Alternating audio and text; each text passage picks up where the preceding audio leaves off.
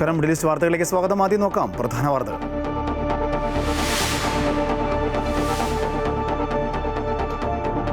Gaza സമാധാന കരാർ സ്വാഗതം ചെയ്ത് ഗൾഫ് രാജ്യങ്ങൾ. കരാറിലെ നിബന്ധനകൾ വേഗം നടപ്പിലാക്കണമെന്ന ആവശ്യം. സമാധാനത്തിനും സ്ഥിരതയ്ക്കും അടിയന്തര ധാരണയിലെത്താൻ ഇസ്രായേലിനോടും ഹമാസിനോടും അഭ്യർത്ഥിച്ച് UAE. ഗാസയിൽ സമാധാനം നടക്കുമെങ്കിൽ റഷ്യൻ യുദ്ധവും നിർത്താമെന്ന് ട്രംപിനെ അഭിനന്ദിച്ച് വ്ളാഡിമിർ സെലൻസ്കി.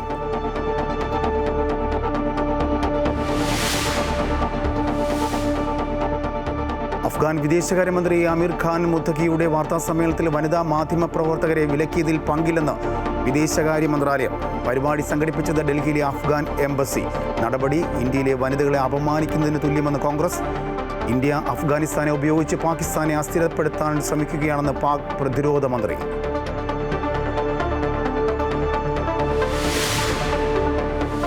ശബരിമല സ്വർണ്ണക്കൊള്ളയിൽ കേസെടുത്ത ക്രൈംബ്രാഞ്ച്. കേസിൽ ഉണ്ണികൃഷ്ണൻ പോറ്റിയടക്കം 10 പ്രതികൾ. കവർച്ച, ഗൂഢാലോചന, വിശ്വാസവഞ്ചന എന്നീ കുറ്റങ്ങൾ. മോഷണം പോയ സ്വർണത്തിന്റെ അളവിൽ അവ്യക്തത. സ്മാർട്ട് ക്രിയേഷൻസ് വിജിലൻസിന് നൽകിയ മൊഴിയിലും വിജിലൻസ് ഹൈക്കോടതിയിൽ നൽകിയ റിപ്പോർട്ടിലും കണക്കുകൾ വ്യത്യസ്തം. അമിക്കസ് ക്യൂറിയുടെ നേതൃത്വത്തിൽ സ്ട്രോങ് റൂമിൽ പരിശോധന. ലൈഫ് മിഷൻ തട്ടിപ്പ് കേസിൽ മുഖ്യമന്ത്രിയുടെ മകന് 2023 ED അയച്ച സമൻസ് പുറത്ത്. എന്ത് വിവരമാണ് തേടിയത് എന്നതിൽ വ്യക്തതയില്ല. ED സമൻസ് 2.5 വർഷം പൂഴ്ത്തിയത് CPM BJP ഡീലെന്ന് കോൺഗ്രസ്. മുഖ്യമന്ത്രിയുടെ ഡൽഹി യാത്ര സംശയമുണ്ടാക്കുന്നുവെന്ന് UDF convener Adoor Prakash. Summons പൊള്ളത്തരമെന്നും വിരട്ടിയാൽ ഓടുന്ന ആളല്ല മുഖ്യമന്ത്രിയെന്നും മന്ത്രി V ശിവൻകുട്ടി.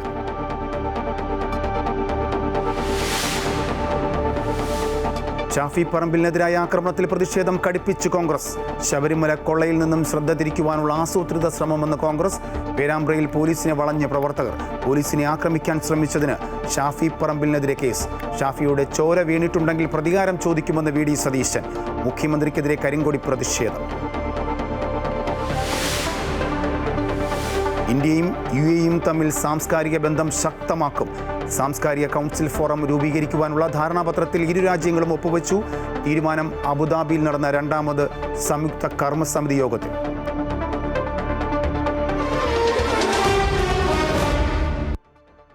ഗാസയിൽ ആദ്യഘട്ട വെടിനിർത്തൽ കരാർ സംബന്ധിച്ച US പ്രസിഡന്റിന്റെ പ്രഖ്യാപനത്തെ സ്വാഗതം ചെയ്ത് UAEയും സൗദിയും കുവൈറ്റും ഒമാനും ഖത്തറും ഉൾപ്പെടെയുള്ള ഗൾഫ് രാജ്യങ്ങൾ. ആദ്യഘട്ട കരാറിലെ നിബന്ധനകൾ നടപ്പിലാക്കാൻ ഇരു കക്ഷികളും എത്രയും വേഗം തയ്യാറാകണമെന്നും ആവശ്യപ്പെട്ടു. മേഖലയിൽ സമാധാനം വീണ്ടെടുക്കുന്നതിന് US പ്രസിഡന്റ് ഡൊണാൾഡ് ട്രംപിന്റെ ശ്രമങ്ങളെയും കരാർ സുഗമമാക്കാൻ യത്നിച്ച ഖത്തർ, ഈജിപ്റ്റ്, തുർക്കി എന്നീ രാജ്യങ്ങളെയും UAE വിദേശകാര്യ മന്ത്രാലയം അഭിനന്ദിച്ചു. ചൈനയ്ക്കെതിരായി പുതിയ വ്യാപാര നടപടികൾ പ്രഖ്യാപിച്ച US president Donald Trump November 1 മുതൽ എല്ലാ ചൈനീസ് ഇറക്കുമതികൾക്കും 100% അധിക തീരുവ പ്രഖ്യാപിച്ചു. US നിർമ്മിത നിർണായക സോഫ്റ്റ്വെയറുകൾക്ക് കർശനമായ കയറ്റുമതി നിയന്ത്രണങ്ങൾ ഏർപ്പെടുത്തുമെന്നും വ്യക്തമാക്കി. ട്രൂത്ത് സോഷ്യലിലൂടെയാണ് ചൈനയ്ക്ക് മേൽ അധിക നികുതി ചുമത്തിയ കാര്യം ട്രംപ് വ്യക്തമാക്കിയത്. ട്രംപ് ഈ വർഷം ആദ്യം ചൈനീസ് ഉൽപ്പന്നങ്ങൾക്ക് താരിഫ് വർദ്ധിപ്പിച്ചതോടെ ചൈന കയറ്റുമതി നിയന്ത്രണങ്ങൾ ശക്തമാക്കിയിരുന്നു. ഈ മാസം അവസാനം ഏഷ്യ പസഫിക് സാമ്പത്തിക സഹകരണ ഉച്ചകോടിയിൽ വെച്ച് US ചൈനീസ് പ്രസിഡന്റുമാർ കൂടിക്കാഴ്ച നടത്താനിരുന്നതാണ്. എന്നാൽ ഇനി അത് നടക്കുമോ എന്നതിൽ വ്യക്തതയില്ല. അതേസമയം അമേരിക്കയുടെ നീക്കങ്ങളോടുള്ള ചൈനയുടെ പ്രതികരണം പുറത്തു വന്നിട്ടില്ല.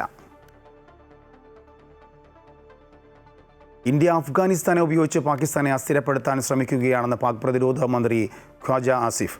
അഫ്ഗാൻ മണ്ണിൽ നിന്നും സമീപകാലത്തായി അതിർത്തി കടന്നെത്തുന്ന ആക്രമണങ്ങൾ ഇന്ത്യയുടെ നിർദ്ദേശപ്രകാരമാണ്.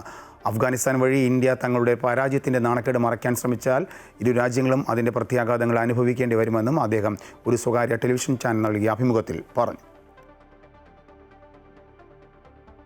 അഫ്ഗാൻ വിദേശകാര്യമന്ത്രി അമീർ ഖാൻ മുത്താഖിയുടെ വാർത്താസമ്മേളനത്തിൽ വനിതാ മാധ്യമ പ്രവർത്തകരെ വിലക്കിയതിൽ വിശദീകരണവുമായി കേന്ദ്ര വിദേശകാര്യ മന്ത്രാലയം.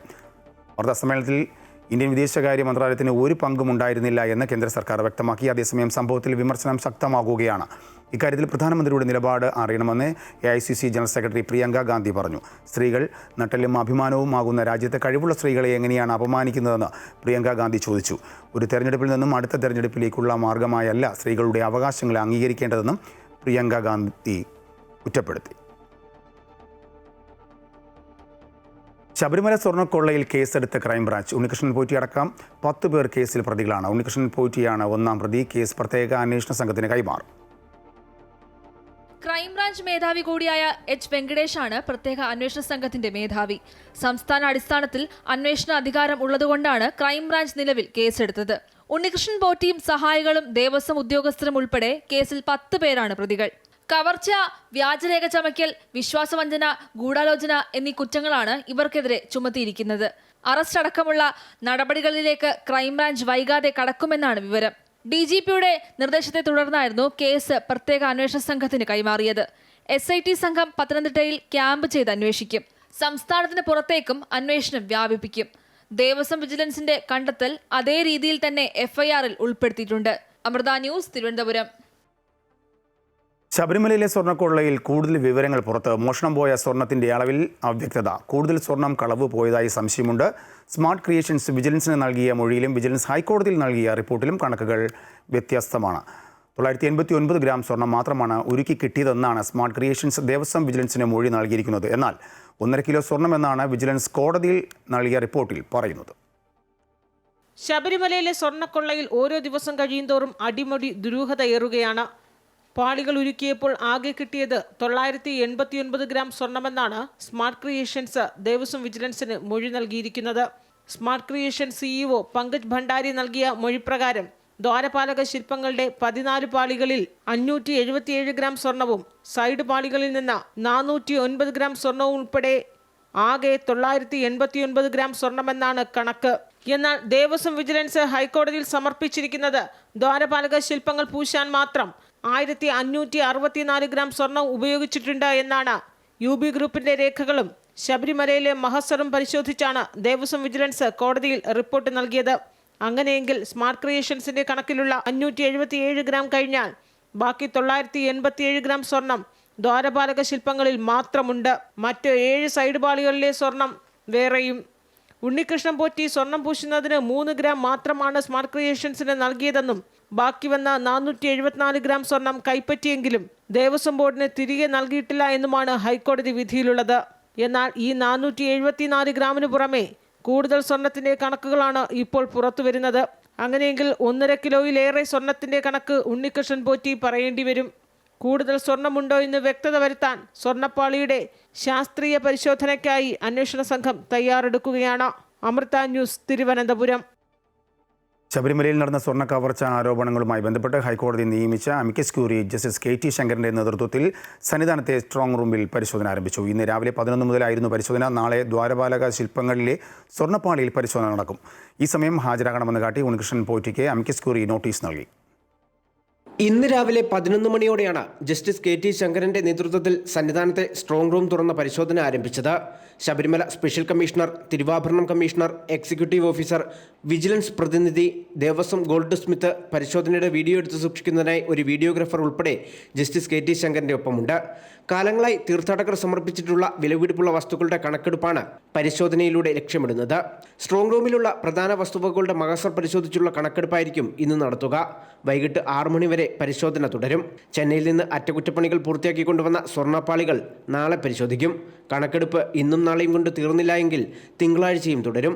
പിന്നീട് തങ്കയങ്കി ഉൾപ്പെടെ സൂക്ഷിക്കുന്ന തിരുവിതാംകൂർ ദേവസ്വം ബോർഡിന്റെ ആറന്മുളയിലെ പ്രധാന സ്ട്രോങ് റൂമിലും പരിശോധന നടത്തും. സ്ട്രോങ് റൂമിൽ കണക്കെടുപ്പ് പൂർത്തിയാക്കി ജസ്റ്റിസ് KT ശങ്കരൻ അടുത്തയാഴ്ചയോടെ കോടതിയിൽ റിപ്പോർട്ട് സമർപ്പിക്കും.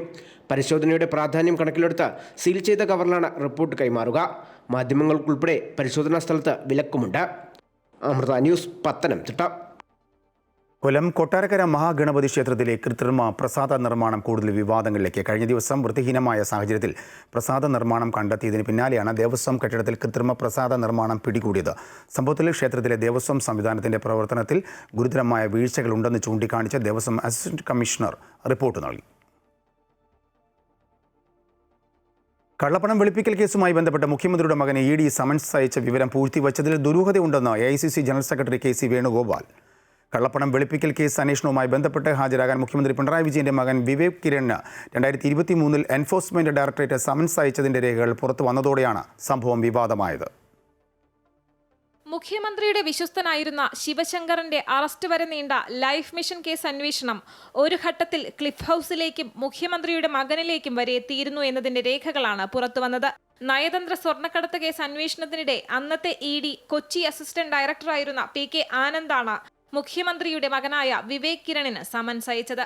2023 ഫെബ്രുവരി 14 രാവിലെ 10:30 ഇഡിയുടെ കൊച്ചി ഓഫീസിൽ ഹാജരാകാനായിരുന്നു സമൻസ്. എന്നാൽ വിവേക് ഹാജരായില്ല. മുഖ്യമന്ത്രിയുടെ മകന് ഇഡി അയച്ച നോട്ടീസിന് എന്ത് സംഭവിച്ചു എന്ന് ആർക്കും അറിയില്ലെന്ന് കോൺഗ്രസ് നേതാവ് കെ മുരളീധരൻ പറഞ്ഞു. മുഖ്യമന്ത്രിയുടെ മകന് ഇഡി നോട്ടീസ് അയച്ചു, ഒരു പത്രവാർത്തയാണെന്ന്. 2023 ഫെബ്രുവരി മാസത്തിൽ ആ നോട്ടീസിന് എന്ത് സംഭവിച്ചു എന്ന് ആർക്കും അറിയില്ല. എന്തൊക്കെയാണ് നടക്കുന്നത് കേരളത്തിൽ? അതീവ രഹസ്യമായിട്ടാണ് ഇഡി മുഖ്യമന്ത്രിയുടെ മകന് കള്ളപ്പണം വെളുപ്പിക്കൽ കേസിൽ സമൻസ് നൽകിയതെന്ന് AICC general secretary KC Venugopal MP ആരോപിച്ചു. മറ്റ് പ്രതിപക്ഷ പാർട്ടികളുടെ നേതാക്കൾക്കെതിരെ നോട്ടീസ് നൽകിയാൽ അത് ഇഡി ഉൾപ്പെടെയുള്ള കേന്ദ്ര അന്വേഷണ ഏജൻസികൾ രാജ്യവ്യാപകമായി പ്രസിദ്ധീകരിക്കും. എന്നാൽ കേരളത്തിലെ CPM മുഖ്യമന്ത്രിയുടെയും മകന്റെയും കാര്യത്തിൽ ഇഡി അത്തരം വലിയ പ്രചാരണത്തിന് നിന്നില്ലെന്നും അദ്ദേഹം വിമർശിച്ചു. സമൻസിൽ ഹാജരാകാതിരുന്ന വിവേകിനെതിരെ ഇഡിയുടെ ഭാഗത്തുനിന്ന് പിന്നീട് എന്ത് നടപടിയുണ്ടായി എന്നതിൽ വ്യക്തത വരേണ്ടതുണ്ട്. അബുദാബിയിൽ ജോലി ചെയ്യുന്ന വിവേകിന്റെ വിവരങ്ങൾ UAE അധികൃതരിൽ നിന്ന് ഇഡി തേടിയിരുന്നതായും സൂചനയുണ്ട്. 2018 പ്രളയബാധിതർക്കായി വടക്കാഞ്ചേരിയിൽ നിർമ്മിക്കുന്ന ലൈഫ് മിഷൻ ഫ്ളാറ്റ് സമുച്ചയ പദ്ധതിയുടെ മറവിൽ കോടികളുടെ കൈക്കൂലി ഇടപാട് നടന്നെന്ന കേസാണ് ഇഡി അന്വേഷിച്ചത്. കൊച്ചിയിലെ സാമ്പത്തിക കുറ്റവിചാരണ കോടതിയുടെ പരിഗണനയിലാണ് കേസുള്ളത്. അമൃത ന്യൂസ്, തിരുവനന്തപുരം. കോഴിക്കോട് പേരാമ്പ്രയിൽ പോലീസിനെതിരെ പ്രതിഷേധം. ഷാഫി പറമ്പിലിനെതിരായ ആക്രമണത്തിൽ പ്രതിഷേധിച്ച് കോൺഗ്രസ് പേരാമ്പ്രയിൽ സംഘടിപ്പിച്ച പ്രതിഷേധ കൂട്ടായ്മയ്ക്കിടയിലായിരുന്നു സംഘർഷം. കോൺഗ്രസ് പ്രവർത്തകർ പോലീസിനെ വളഞ്ഞു. നേതാക്കൾ ഇടപെട്ട് അണികളെ പിന്തിരിപ്പിച്ചു. ഷാഫി പറമ്പിൽ MP അടക്കമുള്ള UDF നേതാക്കളെയും പ്രവർത്തകരെയും മർദ്ദിച്ച പോലീസ് നടപടിക്കെതിരെ UDF സംഘടിപ്പിച്ച പ്രതിഷേധ സംഗമം KC വേണുഗോപാൽ ഉദ്ഘാടനം ചെയ്തു. കോഴിക്കോട് പേരാമ്പ്രയിലെ സംഘർഷത്തിൽ ഷാഫി പറമ്പിൽ MPയെ പോലീസ് മർദ്ദിക്കുന്ന ദൃശ്യങ്ങൾ പുറത്ത്. ഷാഫിയെ തങ്ങൾ അടിച്ചിട്ടില്ല എന്ന് പോലീസ് ആവർത്തിക്കുന്നതിനിടയിലാണ് ദൃശ്യങ്ങൾ പുറത്തു വന്നത്. മൂക്കിന് പരിക്കേറ്റ ഷാഫിയെ ശസ്ത്രക്രിയയ്ക്ക് വിധേയനാക്കി. അതേസമയം സംഭവത്തിൽ UDF നേതാക്കൾക്കെതിരെ പോലീസ് കേസെടുത്തു.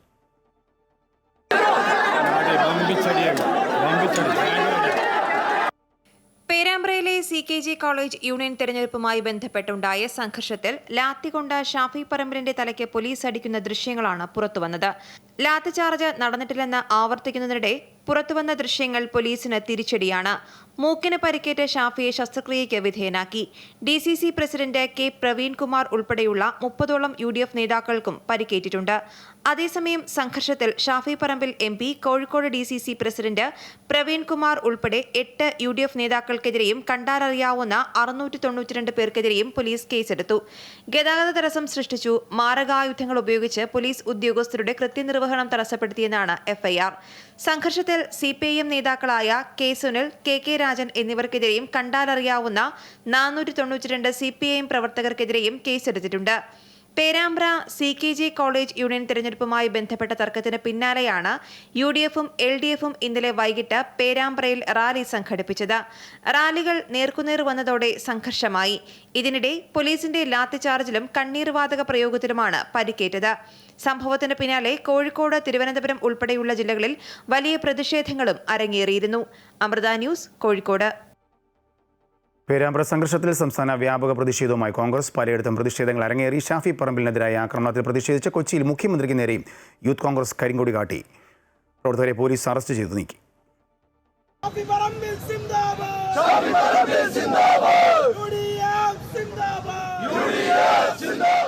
കോഴിക്കോട് പേരാമ്പ്രയിൽ ഷാഫി പറമ്പിൽ MPക്കെതിരായ പോലീസ് നടപടിയിൽ പ്രതിഷേധിച്ച് സംസ്ഥാനത്തുടനീളം കോൺഗ്രസിന്റെ ശക്തമായ പ്രതിഷേധമാണ് ഇന്ന് കണ്ടത്. ഷാഫിക്ക് മർദ്ദനമേറ്റതിൽ പ്രതിഷേധിച്ച് കോഴിക്കോട് വിവിധയിടങ്ങളിൽ UDFന്റെ നേതൃത്വത്തിൽ പ്രതിഷേധ പ്രകടനങ്ങൾ നടന്നു. IG ഓഫീസിന് മുൻപിൽ നടത്തിയ പ്രതിഷേധ സംഗമത്തിനിടെ UDF പ്രവർത്തകരും പോലീസും തമ്മിൽ നേരിയ സംഘർഷമുണ്ടായി. പ്രവർത്തകർ റോഡ് ഉപരോധിക്കുകയും വാഹനങ്ങൾ തടയുകയും ചെയ്തു. പ്രതിഷേധ സംഗമം MK രാഘവൻ MP ഉദ്ഘാടനം ചെയ്തു. ഷാഫി പറമ്പിലിനെതിരായ ആക്രമണത്തിൽ പ്രതിഷേധിച്ച് കൊച്ചിയിൽ മുഖ്യമന്ത്രിക്ക് നേരെയും കരിങ്കൊടി. എറണാകുളം ജില്ലയിൽ വിവിധ സ്ഥലങ്ങളിലാണ് യൂത്ത് കോൺഗ്രസിന്റെ പ്രതിഷേധമുണ്ടായത്. മുഖ്യമന്ത്രിക്ക് നേരെ കരിങ്കൊടി കാണിച്ച യൂത്ത് കോൺഗ്രസ് പ്രവർത്തകരെ പോലീസ് കസ്റ്റഡിയിലെടുത്തു. കൊച്ചി വാതുരുത്തിയിൽ വെച്ചാണ് യൂത്ത് കോൺഗ്രസ് പ്രവർത്തകർ പ്രതിഷേധിച്ചത്. വാട്ടർ മെട്രോ ഉദ്ഘാടനം കഴിഞ്ഞ് തിരിച്ചുവന്ന മുഖ്യമന്ത്രിക്കെതിരെയും പ്രതിഷേധമുണ്ടായി. ഗസ്റ്റ് ഹൌസിലെ പോലീസ് വലയം വെട്ടിച്ചാണ് പ്രവർത്തകർ പ്രതിഷേധവുമായി എത്തിയത്. 3 യൂത്ത് കോൺഗ്രസ് പ്രവർത്തകരെ പോലീസ് അറസ്റ്റ് ചെയ്തു നീക്കി.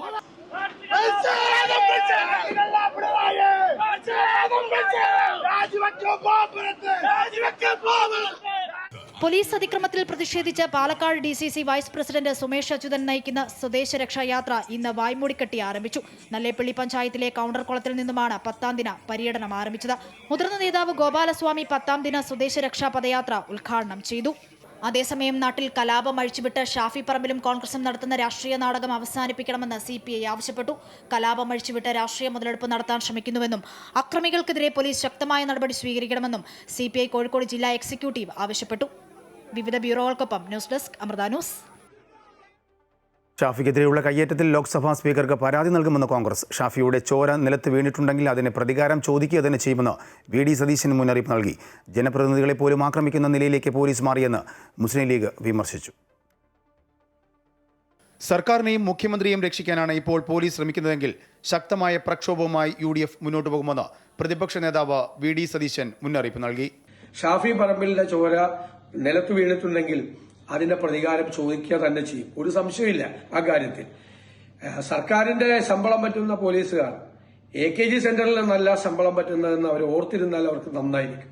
പോലീസും CPM നടത്തിയ ഗൂഢാലോചനയാണിതെന്നും ശബരിമല വിഷയത്തിൽ നിന്ന് ശ്രദ്ധ തിരിച്ചുവിടുവാനുള്ള ബോധപൂർവ്വ ശ്രമമാണെന്നും KC വേണുഗോപാൽ ആരോപിച്ചു. ഒരു MPക്കെതിരെ പോലീസ് ചെയ്തു പറഞ്ഞാൽ ആ പോലീസ് ഉദ്യോഗസ്ഥൻ, ഞാനിപ്പോൾ സ്വാഭാവികമായിട്ടും പോലീസ് ഉദ്യോഗസ്ഥന്മാരോടൊക്കെ പറയാൻ ആഗ്രഹിക്കുന്നത്, രാജാവിനേക്കാൾ വലിയ രാജഭക്തി കാണിക്കുന്ന ചില ഉദ്യോഗസ്ഥന്മാരുണ്ട്. ഇതെല്ലാം ഞങ്ങൾ കണക്കെഴുതി വെച്ചിട്ടുണ്ട് കൃത്യമായിട്ട്. കോൺഗ്രസ് ഈ പ്രശ്നത്തെ വളരെയധികം ഗൗരവത്തോടെയാണ് കാണുന്നതെന്ന് K മുരളീധരൻ പറഞ്ഞു.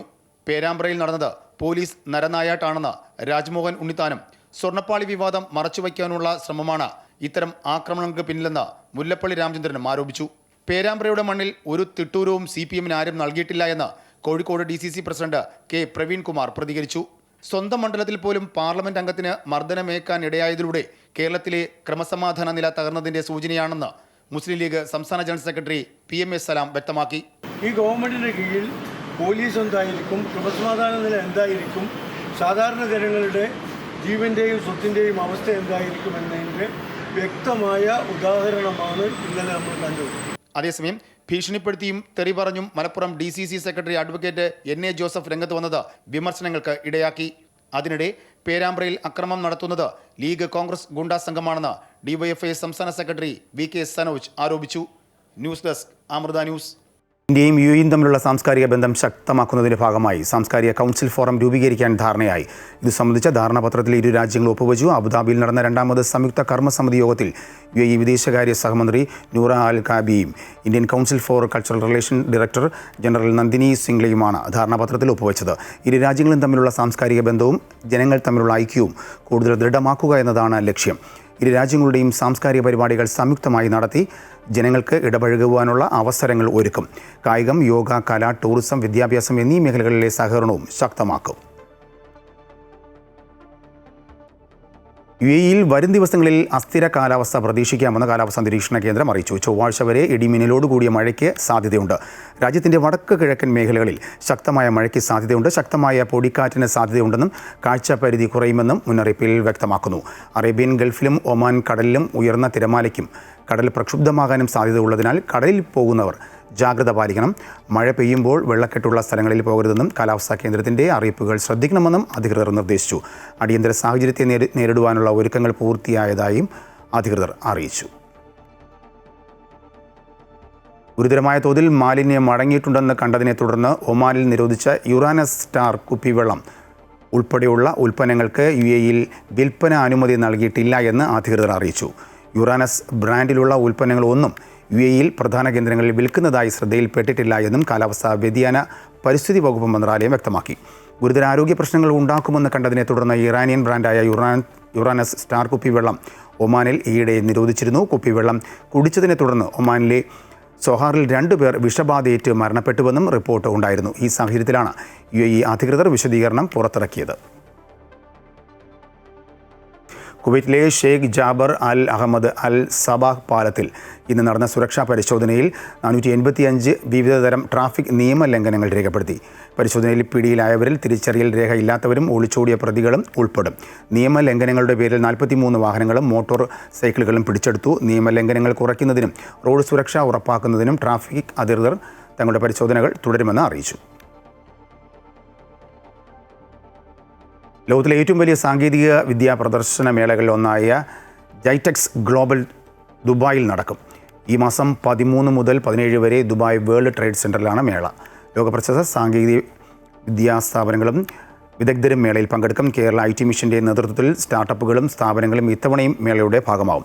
കേരളത്തിൽ നിന്നുള്ള 28 IT സ്ഥാപനങ്ങൾ മേളയിൽ പങ്കെടുക്കും. UAE വിവിധ സർക്കാർ വകുപ്പുകളും പ്രദർശനമേളയിൽ പവലിയനുകൾ ഒരുക്കും. കൂടുതൽ പ്രാതിനിധ്യവും ഉറപ്പാക്കിക്കൊണ്ട് അടുത്ത വർഷം മുതൽ ജൈടെക്സ് പ്രദർശനം ദുബായ് എക്സ്പോ സിറ്റിയിലാകും നടക്കുകയെന്ന് ഈയിടെ പ്രഖ്യാപിച്ചിരുന്നു. കുവൈറ്റിൽ general department of emergency police നടത്തിയ സുരക്ഷാ പരിശോധനയിൽ മയക്കുമരുന്ന്, തോക്ക്, വെടിയുണ്ടകൾ എന്നിവയുമായി ഒരാൾ പിടിയിലായി. ആഭ്യന്തര മന്ത്രാലയത്തിലെ ജീവനക്കാരനാണ് പിടിയിലായത്. ഇയാൾ നയീം പ്രദേശത്തുണ്ടായ വാഹനാപകടത്തിൽപ്പെട്ടപ്പോഴാണ് പിടിയിലായത്. വാഹനത്തിൽ നടത്തിയ പരിശോധനയിൽ ലൈറിക ഇനത്തിൽപ്പെട്ട മയക്കുമരുന്ന് ഗുളികകൾ, കണം, ഹാഷിഷ് മയക്കുമരുന്ന് ഉപയോഗത്തിലുള്ള ഉപകരണങ്ങൾ, തോക്കും നിരവധി വെടിയുണ്ടകളും വിവിധതരം വെടിക്കോപ്പുകളും കണ്ടെടുത്തു. ജെറുസലേമിലെ മസ്ജിദുൽ അക്സ കോമ്പൗണ്ടിൽ ഇസ്രായേലി ഉദ്യോഗസ്ഥരും കുടിയേറ്റക്കാരും അതിക്രമിച്ചു കടന്ന സംഭവത്തെ സൗദി അറേബ്യ ശക്തമായി അപലപിച്ചു. ഇസ്രായേൽ ദേശീയ സുരക്ഷാ മന്ത്രി ഇറ്റമാർ ബെൻ ഗ്യൂറിൻ്റെ നേതൃത്വത്തിൽ ഒക്ടോബർ 8 പള്ളിയിലുണ്ടായ അതിക്രമങ്ങൾ അന്താരാഷ്ട്ര നിയമത്തിൻ്റെയും പുണ്യസ്ഥലങ്ങളുടെയും നഗ്നമായ ലംഘനമാണെന്ന് സൗദി വിദേശകാര്യ മന്ത്രാലയം വ്യക്തമാക്കി. ജൂതന്മാരുടെ സുക്കോത്ത് അവധി ദിനത്തിൽ 1000-ലധികം കുടിയേറ്റക്കാർ പോലീസ് സംരക്ഷണയിൽ അൽ അബ്സയിൽ പ്രവേശിക്കുകയും വിലക്കപ്പെട്ട ഭാഗത്ത് ജൂതമത ആരാധനകൾ നിർവഹിക്കുകയും ചെയ്തിരുന്നു. സൗദിയിൽ പുകയില ഉൽപ്പന്നങ്ങളുടെ വിൽപ്പനയ്ക്ക് കർശന നിയന്ത്രണം. പള്ളികൾ, സ്കൂളുകൾ തുടങ്ങിയ സ്ഥാപനങ്ങളുടെ 500 മീറ്റർ ചുറ്റളവിൽ പുകയില വിൽക്കുന്ന കടകൾക്ക് വിലക്ക് ഏർപ്പെടുത്തി. സൗദി മുനിസിപ്പാലിറ്റി ഭവന മന്ത്രാലയം ഇതിനായുള്ള പുതിയ നിയമങ്ങളും മാനദണ്ഡങ്ങളും അംഗീകരിച്ചു. പുതിയ നിയന്ത്രണങ്ങൾ സിഗരറ്റുകൾ, ശിഷ, സിഗരറ്റുകൾ തുടങ്ങിയ എല്ലാത്തരം പുകയില ഉൽപ്പന്നങ്ങൾക്കും അനുബന്ധ ഉപകരണങ്ങൾ വിൽക്കുന്ന സ്ഥാപനങ്ങൾക്കും ഇത് ബാധകമാണ്. കാർഷിക മേഖലയിലെ വികസനം ലക്ഷ്യമിട്ട് വമ്പൻ പദ്ധതികൾ. 42,000 കോടി രൂപയുടെ 5 പദ്ധതികൾ പ്രധാനമന്ത്രി രാജ്യത്തിന് സമർപ്പിച്ചു. പയർ വർഗ്ഗങ്ങളുടെ ഉൽപ്പാദനം വർദ്ധിപ്പിക്കാൻ 11,440 കോടി രൂപയുടെ പദ്ധതിയാണ് നിലവിൽ വന്നത്. കാർഷിക വിഭവങ്ങളുടെ സംഭരണം, ജലസേചനം എന്നിവ ഉറപ്പാക്കുന്ന PM ധൻ ധാന്യ കൃഷി യോജനയ്ക്കും തുടക്കമായി. പശുപരിപാലനം, മത്സ്യമേഖല എന്നിവയ്ക്കായി 5,450 കോടി രൂപയുടെ പദ്ധതിയുടെ ഉദ്ഘാടനവും ഇതോടൊപ്പം നടന്നു. ഭിന്നശേഷി സംവരണവുമായി ബന്ധപ്പെട്ട വിഷയം പരിഹരിക്കുവാനുള്ള സർക്കാർ നീക്കങ്ങളുടെ ഭാഗമായി മന്ത്രി V ശിവൻകുട്ടി ചങ്ങനാശ്ശേരി അതിരൂപത ആർച്ച് ബിഷപ്പ് മാർ തോമസ് തറയിലുമായി കൂടിക്കാഴ്ച നടത്തി. ഭിന്നശേഷി സംവരണ വിഷയം രമ്യമായി പരിഹരിക്കാനാണ് സർക്കാർ ശ്രമിക്കുന്നതെന്നും കൂടിക്കാഴ്ച സൗഹാർദ്ദപരമായിരുന്നുവെന്നും മന്ത്രി മാധ്യമങ്ങളോട് പറഞ്ഞു. വിഷയം ചർച്ച ചെയ്യാൻ മുഖ്യമന്ത്രിയുടെ ഇടപെടൽ ഉണ്ടാകുന്നത് ആശ്വാസകരമാണെന്ന് ആർച്ച് ബിഷപ്പ് മാർ തോമസ് തറയിലും പ്രതികരിച്ചു. ഭിന്നശേഷി സംവരണവുമായി ബന്ധപ്പെട്ട് നിലനിൽക്കുന്ന പ്രശ്നങ്ങൾക്ക് പരിഹാരം കാണാനായി ഈ മാസം 13 ബന്ധപ്പെട്ടവരുടെ യോഗം മുഖ്യമന്ത്രിയുടെ സാന്നിധ്യത്തിൽ നടക്കാനിരിക്കെയാണ് മന്ത്രി V ശിവൻകുട്ടി ചങ്ങനാശ്ശേരി അതിരൂപത ആസ്ഥാനത്തെത്തിയത്. ആർച്ച് ബിഷപ്പ് മാർ തോമസ് തറയിലുമായി മന്ത്രിയുടെ കൂടിക്കാഴ്ച അരമണിക്കൂറോളം നീണ്ടു. ഭിന്നശേഷി സംവരണവും അധ്യാപക നിയമനവുമായി ബന്ധപ്പെട്ട പ്രശ്നം പരിഹരിക്കുമെന്നും സൗഹാർദ്ദപരമായ ചർച്ചയാണ് നടന്നതെന്നും കൂടിക്കാഴ്ചയ്ക്ക് ശേഷം മന്ത്രി മാധ്യമങ്ങളോട് പ്രതികരിച്ചു. വിഷയവുമായി ബന്ധപ്പെട്ടവരുടെ യോഗം 13-ാം തീയതി വിളിച്ചിട്ടുണ്ട്. അതിനുശേഷം പ്രശ്നത്തിന് പരിഹാരം കാണുമെന്ന് മുഖ്യമന്ത്രി അറിയിച്ചിട്ടുണ്ടെന്നും ശിവൻകുട്ടി പറഞ്ഞു. ചർച്ചയിലൂടെ പ്രശ്നത്തിന് പരിഹാരം കാണും. അതിന് ബന്ധപ്പെട്ട ആൾക്കാരുടെ യോഗം 13-ാം തീയതി വിളിച്ചിട്ടുണ്ട്. ആ യോഗത്തിന് ശേഷം പ്രശ്നത്തിന് പരിഹാരം കാണുമെന്ന് മുഖ്യമന്ത്രി പ്രഖ്യാപിച്ചിട്ടുണ്ട്. ആയിരക്കണക്കിന് അധ്യാപകർ ശമ്പളമില്ലാതെ ജോലി ചെയ്യുന്നത് ക്രൈസ്തവ മാനേജ്മെന്റിന് മാത്രം പ്രശ്നമല്ലെന്നും ആർച്ച് ബിഷപ്പ് മാർ തോമസ് തറയിൽ പറഞ്ഞു. നിലവിലെ പ്രശ്നം പൊതുസമൂഹത്തിൻ്റെതാണ്. വിഷയം സർക്കാർ ഗൗരവമായാണ് കാണുന്നത്. ഇതേക്കുറിച്ച് മുഖ്യമന്ത്രിയുടെ നേതൃത്വത്തിൽ ചർച്ച ചെയ്യുമെന്ന കാര്യം ആശ്വാസകരമാണെന്നും ബിഷപ്പ് അറിയിച്ചു. പൊതുവിദ്യാഭ്യാസത്തെ തളർത്തുന്ന ഒരു നടപടിയാണ് അധ്യാപകർക്ക് ശമ്പളമില്ലാതിരിക്കുന്നു എന്നുള്ളത്. അതുകൊണ്ട് തന്നെ അവരതിനെ വളരെ ക്രിയാത്മകമായിട്ട് അതിനോട് പ്രതികരിക്കുന്നു എന്ന് കാണുന്നതിൽ ഒത്തിരി സന്തോഷമുണ്ട്. അത് ഫലവത്താവുമെന്ന് ഞങ്ങൾ പ്രതീക്ഷിക്കുന്നു. വിഷയത്തിൽ കേരള കോൺഗ്രസ് എമ്മിന്റെ ഫലപ്രദമായ ഇടപെടൽ ഉണ്ടായെന്നും ബിഷപ്പ് തോമസ് തറയിൽ പറഞ്ഞു. Kerala Congress M chairman Jose K Mani MP, job Michael MLA എന്നിവരും മന്ത്രിക്കൊപ്പമുണ്ടായിരുന്നു. അമൃത ന്യൂസ്, കോട്ടയം. സൈബർ സുരക്ഷ ദേശീയ സുരക്ഷയ്ക്കും പൗരക്ഷേമത്തിനും അത്യന്താപേക്ഷിതമാണെന്ന് മുഖ്യമന്ത്രി പിണറായി വിജയൻ.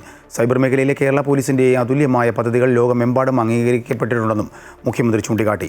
കൊച്ചിയിൽ സൈബർ സുരക്ഷാ കോൺഫറൻസ് കൊക്കൂൺ 2025 സമാപന സമ്മേളനം ഉദ്ഘാടനം ചെയ്യുകയായിരുന്നു അദ്ദേഹം.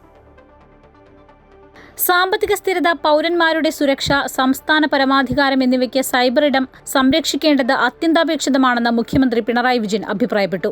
ആരോഗ്യം മുതൽ ജീവിതത്തെയും ഭരണത്തെയും നിലനിർത്തുന്ന എല്ലാ അവശ്യ സംവിധാനങ്ങളിലേക്കും ഇന്ന് സൈബർ സുരക്ഷ വ്യാപിക്കുന്നുണ്ട്. സൈബർ സുരക്ഷാ സമ്മേളനത്തിൽ 20-ലധികം രാജ്യങ്ങളിൽ നിന്നുള്ള പങ്കാളിത്തമുണ്ടായിരുന്നു. ഹൈടെക് സൈബർ കുറ്റകൃത്യങ്ങളിലെ ഏറ്റവും പുതിയ പ്രവണതകളെക്കുറിച്ച് അവബോധം നൽകുന്ന വേദി കൂടിയാണ് കൊക്കൂണെന്ന് മുഖ്യമന്ത്രി പറഞ്ഞു. Kerala Police is in fact one of the best forces in the country and has been using new and emerging avenues like social media in both policing as well as in creating awareness. I would like to take this opportunity to congratulate and appreciate the exemplary interventions of the Kerala Police in the digital domain. വ്യവസായ വകുപ്പ് മന്ത്രി P Rajeev പരിപാടിയിൽ അധ്യക്ഷനായിരുന്നു. Cyber സുരക്ഷാ രംഗത്ത് കേരളത്തെ ആഗോള ഹബ്ബാക്കി മാറ്റുമെന്നും മനുഷ്യന്റെ അറിവിനെ ആർട്ടിഫിഷ്യൽ ഇന്റലിജൻസുമായി സമന്വയിപ്പിച്ച് സുരക്ഷിതമായ ഡിജിറ്റൽ ഭാവി കെട്ടിപ്പടുക്കുമെന്നും മന്ത്രി വ്യക്തമാക്കി. ഷാഫി പറമ്പിൽ വിഷയവുമായി ബന്ധപ്പെട്ട് പ്രതിഷേധ സാധ്യതയുള്ളതിനാൽ കനത്ത സുരക്ഷയിലാണ് മുഖ്യമന്ത്രി തിരുവനന്തപുരത്തേക്ക് പോയത്. റെയിൽവേ സ്റ്റേഷനിലും കനത്ത പോലീസ് കാവൽ ഉണ്ടായിരുന്നു. അമൃത ന്യൂസ്, കൊച്ചി.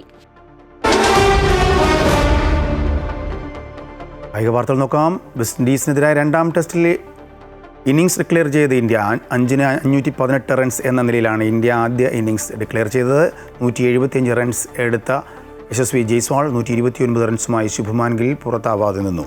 87 റൺസ് എടുത്ത് പുറത്തായ സായി സോഴ്സിൻ്റെ പ്രകടനവും ഇന്ത്യക്ക് കരുത്തായി. മറുപടി ബാറ്റിങ്ങിനിറങ്ങിയ വെസ്റ്റ് ഇൻഡീസ് ഇന്ന് കളി അവസാനിക്കുമ്പോൾ 4 വിക്കറ്റ് നഷ്ടത്തിൽ 140 റൺസ് എന്ന നിലയിലാണ്. ഇതോടുകൂടി വാർത്താ ബുള്ളറ്റിൻ പൂർണ്ണമാകുന്നു. കൂടുതൽ വാർത്തയ്ക്കായി അമൃത ന്യൂസ് യൂട്യൂബ് കാണുക.